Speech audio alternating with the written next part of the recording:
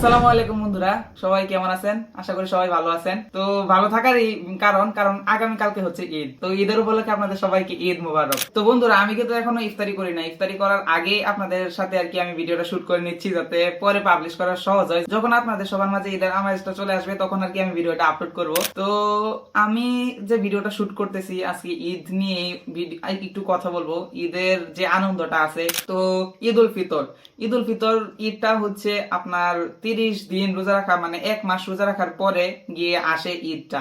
তো 30 দিন যে আমরা রোজাটা রাখি, সেখানে দেখা যায় যে আমাদের আলাদা একটা অভ্যাস, আলাদা একটা মানে ইসলামিক রীতিতে আমাদের চলাফেরা, একটা সুন্দর একটা অভ্যাস কিন্তু তৈরি হয়ে যায়। রমজান মাস কিন্তু শান্তির মাস। দেখা যায় যে মনের মধ্যে শান্তি বিরাজ করে, সবাই কোরআন শরীফ পড়ে, তারাবি পড়ে, সবাই মানে ইফতার করে, সেহরি করে, সবাই একসাথে, একটা আনন্দ কিন্তু থাকে। তো 30টা দিন বা 1 মাসের পরে যখন ঈদ আসে, ঈদও তো একটা আনন্দেরই দিন। তবে দেখা যায় যে সেই 30টা দিন যে আমরা পার করে আসলাম, সেটার জন্য আসলে আর কি মনের মধ্যে একটা কষ্ট লাগে যে রমজান মাস চলে যাচ্ছে।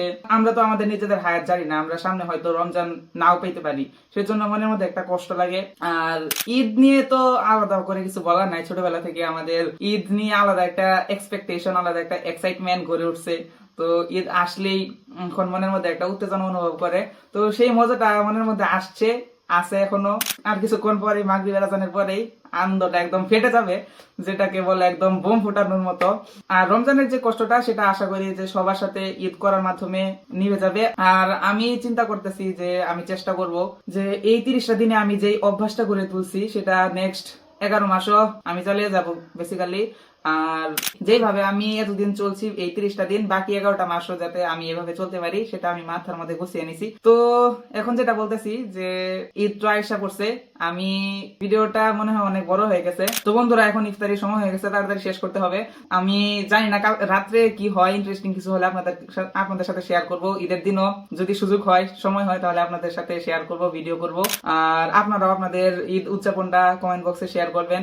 আর আরেকটা কথা, সালামিটা কিন্তু আমাকে পাঠিয়ে দিবেন। বিকাশ নাম্বারটা ডেসক্রিপশন বক্সে দিয়ে দিব। আর এখন কি বলতে চাচ্ছিলাম, এখন আর কি বলবো, আর তো কিছু বলার নাই। কালকে ঈদ, ভালো করে ঈদ উদযাপন করুন। আমার ইফতারের সময় হয়ে গেছে, আমি গেলাম। আল্লাহ হাফেজ, ঈদ মুবারক।